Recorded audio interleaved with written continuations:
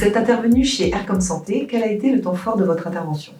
Mon intervention était là pour parler de l'engagement de l'entreprise à mission comme le cadre de cet engagement, parce que je crois aujourd'hui qu'il y a urgence à ce que les entreprises s'engagent, parce qu'elles sont le plus puissant levier de transformation qu'on ait à disposition de la société, et que tout secteur confondu, et la santé, elle est au cœur de ces enjeux-là, évidemment, doivent s'engager aujourd'hui, parce que cela répond aux attentes et aux aspirations des citoyens, des consommateurs, de nos propres collaborateurs.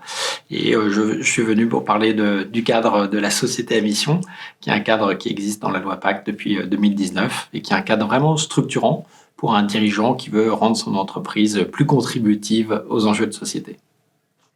Alors, le rôle du communicant, selon vous, quel est-il au sein d'une entreprise qui a un rôle sociétal à jouer? L'enjeu des entreprises, c'est de trouver un modèle soutenable pour l'environnement, pour les collaborateurs, pour l'homme et pour la planète au fond. L'enjeu de la communication, c'est de rendre ce modèle désirable.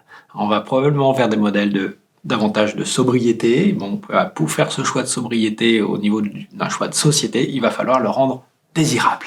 Et c'est tout l'enjeu de la communication. Et la communication est une forme de promesse, c'est la promesse d'une marque. Et donc d'être juste, d'être transparent, avec un certain nombre de valeurs qui sont pas d'ailleurs les plus répandues, d'humilité, de sincérité, de transparence, mais aussi de radicalité. Donc désirable, mais à l'inverse du greenwashing. Ben oui, parce qu'aujourd'hui, le greenwashing, il est décrypté immédiatement par les collaborateurs à l'intérieur de l'entreprise, par les consommateurs, et donc c'est juste impossible de ne pas être sincère.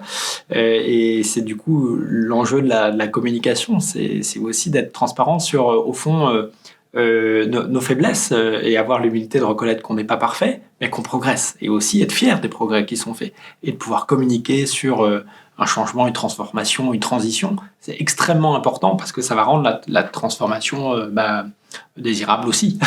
Parce que bouger, changer, on n'aime généralement pas tellement ça. Donc, la communication a un vrai rôle à jouer. Merci beaucoup. Et alors, dernière question traditionnelle, vous avez découvert Aircom Santé. Si vous deviez partager avec nous un mot important pour vous qui commence par R, ce serait R comme?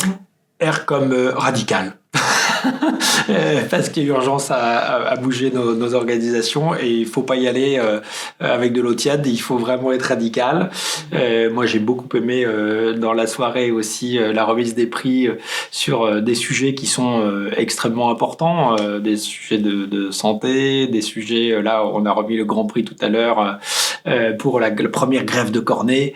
C'est un sujet radical, c'est miraculeux. Donc la santé, elle peut faire des miracles, mais il faut y aller avec une certaine forme assumée, avec sincérité, en incarnant le sujet, mais avec une forme assumée de radicalité. Merci beaucoup. Merci.